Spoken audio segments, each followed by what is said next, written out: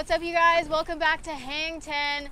You know the drill. The entire podcast series shot from a surfboard. It is beautiful out today. We don't have a whole lot of waves, but that is okay.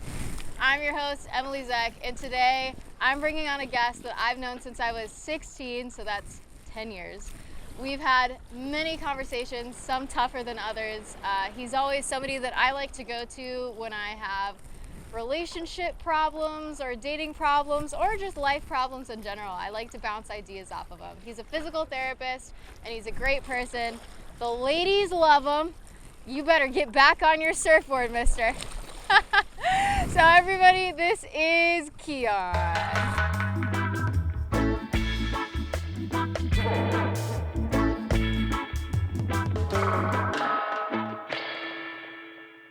Hello everyone, my name is Keyon Zakeri. Like Emily said, I've been friends for some time, really good family friends, and we have really good open communication in regard to helping each other out if we need advice or if we have concerns with significant others. Yeah, we've managed to stay pretty close over the years, I would say, and at least, you know, we check in with each other once in a while and give each other life updates, and I think we keep it pretty real. Yes. We should. He's drifting out to sea. Our filmer's drifting out to sea. We're coming to get you. I promise. That's probably good. We're probably good. We won't let you go too far. Don't fall out. I'm not falling in. So today, we have some dating and relationship Q&As. I asked people on my Instagram, which is that pineapple girl, by the way. I asked people what their biggest dating Q&As were, and some of them were pretty spicy, and I managed to write a few down. I got them in my little Ziploc baggie right here. And we're gonna cover a few of them because I feel like this conversation could get pretty interesting. Absolutely. Because you're a relationship veteran. I myself am in a very serious relationship, so yeah. I feel like I can touch okay on some like more serious topics, but I think the light dating topics you'll be light dating. Light definitely dating. my prayer. Light. All right. So the first question I got is from a guy named Matt. He says, "When is it okay to approach someone in the gym?" Okay, so I'm just gonna preface all of this with just my own personal experience. Okay. I am an avid gym goer, and one thing I've always noticed about approaching anyone in the gym, if you're interested in them, is don't look at them straight in the eye. You gotta check to see if they're checking you out through the mirrors. Avoid eye contact. Avoid eye contact, because at all trust costs. me, there's so many other guys that are, scoping her out, giving her the attention she wants. Right. And if she's interested in you, she's definitely gonna be looking at you, and if she sees that you are busy doing your own thing, you're there for you, that's gonna be huge for her opinion of you in regard to when you do have that initial conversation. So when you do have the initial conversation, definitely try to make sure you're exchanging smiles. That's right. Huge. Make sure that there's a opening to engage the conversation. In my personal experience, I've never approached a girl at the gym. They usually approach me because of the skills that I just dropped in there. And it just honestly works out. So my point of view, just because I am a girl in the gym, is don't approach me if I'm wearing headphones. Yeah. Don't approach me if I'm in the middle of a workout. Hallmark signs. I think the best time to approach someone is when they are either conversing with someone else at the gym, Yes. like casually, Yeah. or if they're like completely done with their workout and they're almost like hanging out in the lobby, Yes. Or you're if they catching them just in or out of the gym. right, don't catch them like Not when they're busy doing their thing. No, You gotta respect them doing their thing. because then as a girl, at least when I'm working out, my thought is if somebody approaches me mid set or like mid workout, I'm like, so if they've been staring at me this whole time, Yeah. like I feel uncomfortable, and You I don't want to make them uncomfortable. You want to make them right. feel Even if comfortable. you have the best intentions, you are the most harmless guy, Right. and you just want to shoot your shot, I say you really gotta play the timing. You gotta right. play the long game, honestly. It's all about the long game in the gym. Sorry about that one. You left me hanging for so long. All right, let's move on. Okay, so Justin says, how can you avoid burnout in a relationship? And I love this question because I think a lot of people, I would say almost everyone experiences this, even in marriage. Like and there's so many ways that you can avoid it, and it's just little things. Right. But I think it's an overall mindset. What do you think? Absolutely. I think it's a choice. You have to continuously 100%. choose that person over everyone else. That's the biggest word. The word is choice. Yeah, because if they truly eliminate your desire to be with anyone else, you will go above and beyond to satisfy them. Well, so I was listening to a podcast. I know, I'm talking about a podcast on a podcast, but Jay Shetty has this amazing podcast, and he talks about why people cheat in relationships, and it's human nature to want something new. Okay. You know, and that's why the beginning of a Right. relationship is so exciting, because you're finding out these new things. Absolutely. And then you get to know somebody, and you don't find anything new about them because you know them. And so he Yes. says, like, the key is not finding something new about your partner, it's finding them deeper. Yes. So instead of trying to figure them out, you know, their hobbies, you know them, their likes, their dislikes, the way they handle arguments, you're gonna know all of that by the time you're in a serious relationship. Absolutely. Find them deeper. Yeah. So, I mean, because, and in reality, if you cheat, if you start a new relationship with somebody, you're just trading, you know, somebody else's problems for a new set of problems. Right. And once you get to know those problems, then you're like, okay, on to the next one. And that's just not. I think one big takeaway is that you can't replicate a situation between two people with anyone else. 100%. So everything should be organic with your person. Yeah.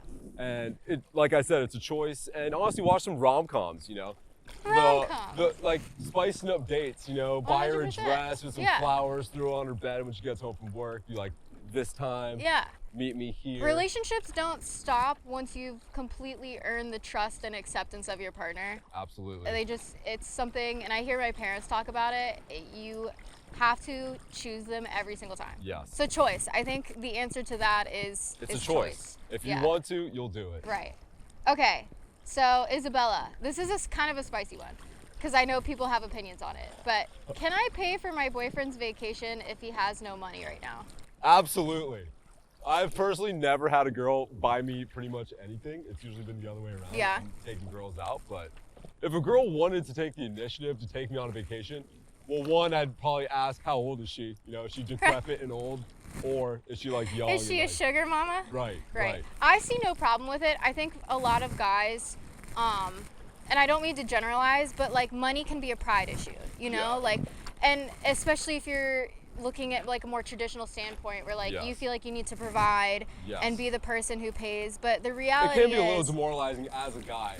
it can be, to but I not be think if you're in financially a aware in that relationship regard. where you are truly partners, Yeah. like some days it's going to be 50-50, some days it's going to be 80-20. Yeah. If you're having a rough month at work and your partner says, let's go somewhere nice, don't worry about it, I got it this time. I wouldn't even think twice. No. I would honestly be so excited that she's be willing to do something like that. So I think lesson here is put your pride aside and Swallow the pride. Yeah, swallow the Go have a good pride and make some good memories with your person. Absolutely. Okay, this is also kind of a spicy one. Is it possible to be jealous in a healthy way, or is it always connected to being toxic? Ooh. I think that's a good one, and I think That is a good one. I don't think there's a right answer, but because I think don't there's think a lot so of either. gray areas. Personally, I'm not a jealous person ever. I think that if you trust your partner, they should be able to live their own life Right. and just have the open communication to talk about anything that's going on. But jealousy in a positive way, I mean, I guess if you're like out at a bar and a guy comes up to your girl because you know your girl's cute, you know, guys Right. want her, and Well, you want to be dating somebody that other people want to be around. You Right. know, like if nobody wants to associate with your partner, maybe find a new partner, because it sounds like, you know, maybe they're not a lot of fun, maybe they aren't respectful to people, Right. you know, they don't give off a vibe that says I'm a good person. So the reality is you want people to be approaching your partner, because that's a good sign. That's It's a good sign to have somebody who's social and fun. And I do have some friends that actually, it turns them on when they see strangers try to engage in their partner, because it just shows them they're wanted. Right. And like, oh, I have that. It's a person. good Oh my gosh. The ocean has me currently at the moment. But Oh my god, that was so close. I love that. it's all right. Yeah, I agree. I think a certain level of jealous is okay, and as long as you recognize it for what it is. Yeah. If Also, you are, are you feeding into the attention is a whole 100%. Don't whole play other thing. games. Yeah. If you are making somebody jealous, that's not cool. Yeah. I think if you're in a situation where somebody's giving your partner attention and your partner doesn't reciprocate, Right. and it's a respectful situation, but you see somebody and you're like, oh, I don't like that. I think Yeah. being protective in that Body instance, language, huge in that regard. 100%. So the answer, I think, is as long as you recognize it, don't let it consume you, and don't Let play it breed games. positivity. Right. Turn it into something positive. If you have that feeling, switch it around and just be, appreciative that people are after your partner. Yep. Okay. Last question. Is it possible to work on yourself in a relationship? And this is from somebody named Tate. Okay, so regardless if you're in a relationship or not, you should always continuously work on yourself to be a better 100%.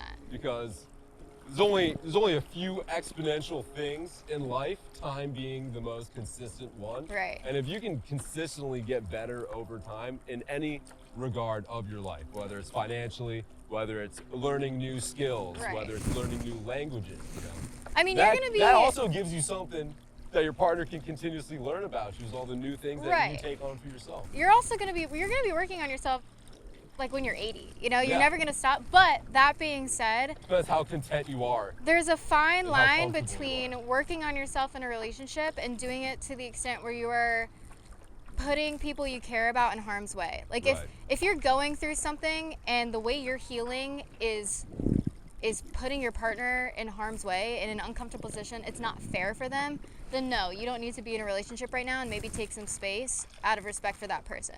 I just think you should always work on yourself for yourself, Yes. not anyone else. And do it in a way that benefits yourself and the people you love. Yeah. You don't need to be an asshole while you work on yourself. And Right. if you are an asshole while you work on yourself, If you're busy, Take some just space. communicate. Just be like, listen, I have this going on. I'm not ignoring you. I'm not Right. distancing myself from you. I'm just prioritizing what I have to prioritize for my own life to succeed. right. You are I got mobile hips. My hips are smooth, like the ocean. my hips are smooth like the ocean. Oh, yeah, baby. You heard it here, folks. His hips are smooth like the ocean. If you want to, what's your Instagram? Keanu. Keyoneeu. Yeah, ladies, hit him up. He's got hips smoother than the ocean. Okay, I think that concludes our relationship chat. These were great questions, and I'm glad that we actually tackled them because I miss having these conversations. Absolutely. I'm in a really healthy relationship, so Yeah, I love your boyfriend. He's a great guy. he is amazing, and so I don't really have many problems anymore to talk about, but it's nice to talk about other Yeah. people's problems. Well, Glad to help. that sounds bad. We're not gossiping. We're just trying to lend a hand. Yes. So, I think that concludes the chat, and we should definitely try to catch a few waves. We've drifted pretty far, but there he goes! Smooth. All right, let's go surf. All right, let's do it. A little pump. On